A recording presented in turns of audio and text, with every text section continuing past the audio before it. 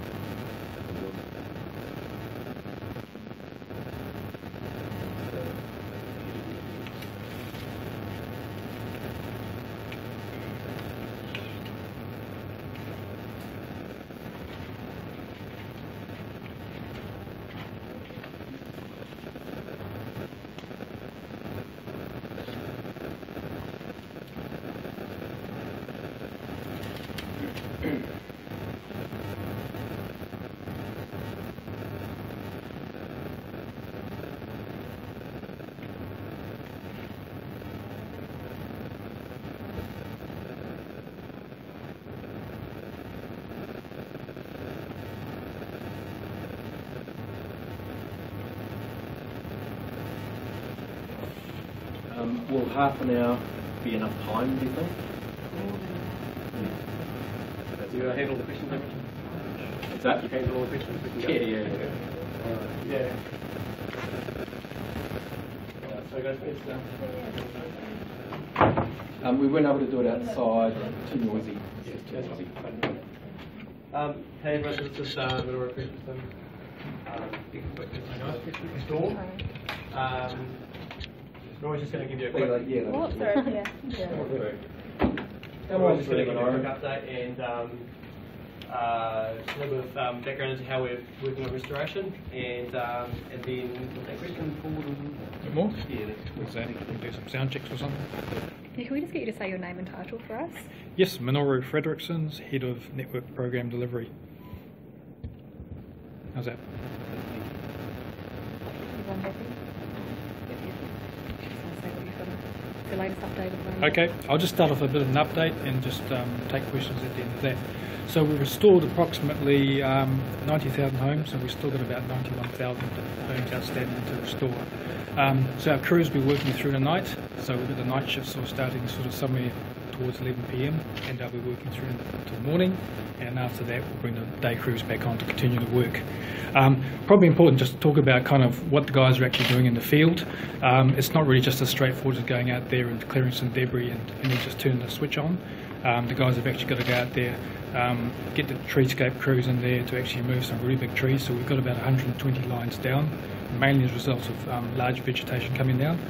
So you can imagine by the time we've done our safety isolations, there's actually quite a bit of process involved to get that power back up again. And once we've done that, then we have to go back and just make sure the rest of the lines are safe to energise. The other thing I'd like to reiterate as well is that if you think about it in terms of like a transport route, we're kind of clearing the traffic off the main routes and the side streets, but we're not clearing the traffic to the houses. So in some cases we'll say we'll restore power, we'll restore the feeders and low voltage lines, but in some cases people's connections from our lines to the houses might be down. So they may find that they still don't have power. In those cases, if the people could call back, then we can go back and reinvestigate the situation. Okay. Also, I'd just like to say that we are still prioritising essential services and the like, and many of those are kind of distributed along different feeders. So as we restore those essential services such as telecommunications and pumping stations, we'll be bringing members of the public and the customers back on at the same time. So we appreciate it's frustrating, and we do appreciate the customers' patience. We're working as hard as we can to get this restored. So we've got about 75 crews out in the field, and that'll just continue through until we've got everybody back on board. So how long is it going to be before all of the power is restored, do you think? So at this stage we're anticipating it's going to be in the order of 2 to 3 days. One of the things that could change that is that the forecast is kind of indicating that there's going to be some more wind sort of around Thursday, so that may result in more trees which have been kind of, I guess, damaged and lost a bit of strength actually coming down as well, so we might get an increase of outages around Thursday as well. What suburbs are we talking about here? Essentially to suburbs, there's a bit of a band that's kind of sort of from Mount Wellington across eastern suburbs across to West Auckland and up that way, which have been majorly affected, really as a result of that westerly, southwesterly breeze. Well, not a breeze, it was quite a big storm, right? So 140 to 200 km/h winds coming through and just causing havoc, as we've seen throughout the day. Why will it take so long? Because I understand some houses won't get power till tomorrow evening. Why is it taking so long for certain places? Right, so part of it is access. So some of these areas are quite remote, and it's again trying to go through those safety checks, getting rid of trees. So some of those trees are quite large. They'll take several hours for the tree crews to actually cut them up and then remove them from the road. And then we've got to get our crews to do these safety isolations and then effect the repairs. In some cases, you'll see that some of the poles have been taken down. Typically, a pole might take anywhere between 5 to 8 hours to completely repair. And the other thing we're going to factor in is that if the wind does come up and it gets too dangerous for the crews to work, we do need to stand them down in the interest of safety. Is it mostly just trees on lines, or is the network quite damaged? It's mainly trees on lines and a lot of debris. So signage, trampolines, those sort of things, sort of flown into lines.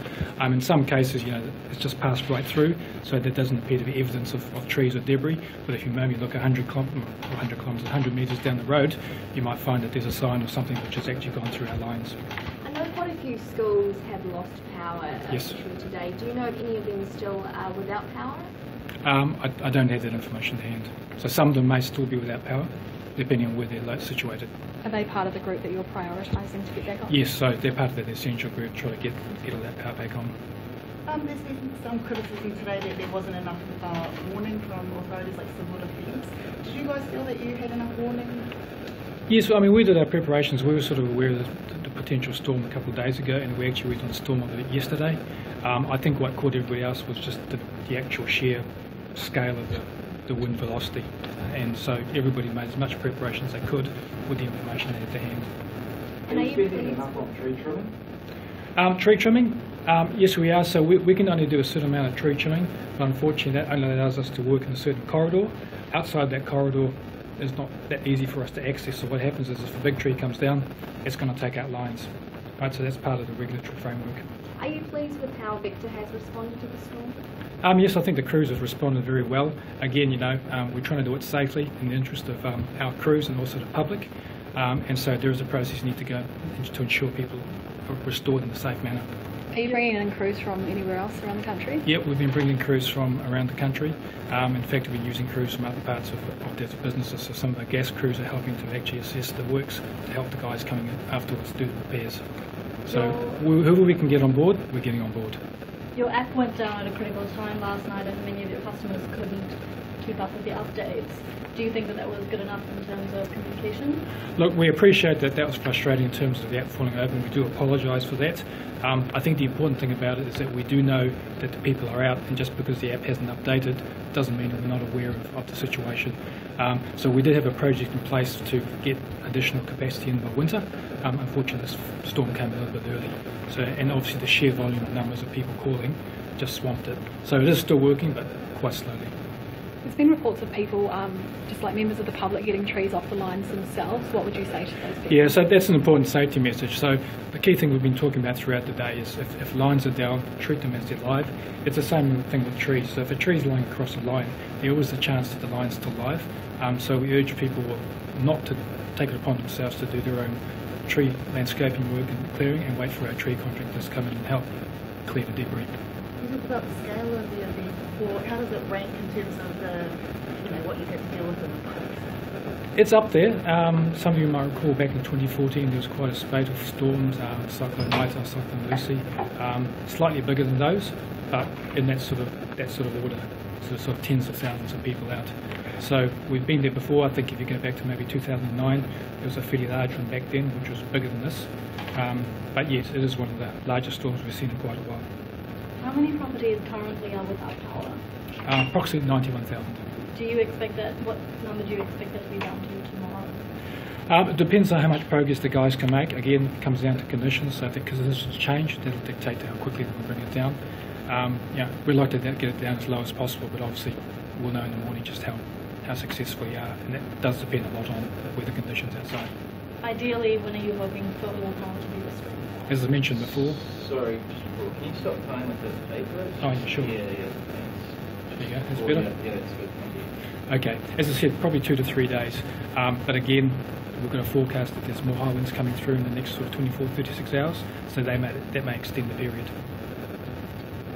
And what was the conflicting reports of the amount of people that were affected? About midnight, the Centre Press Release said 16,000 homes have been affected.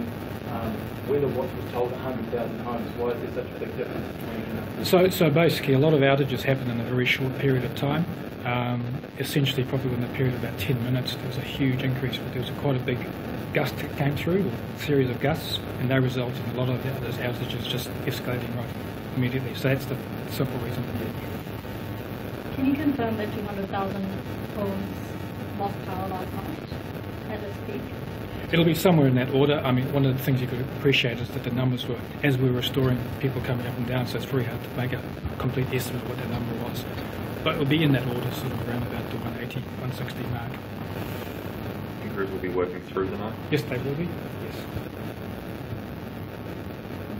Great. Thank you very much. Thanks, guys. Thank you.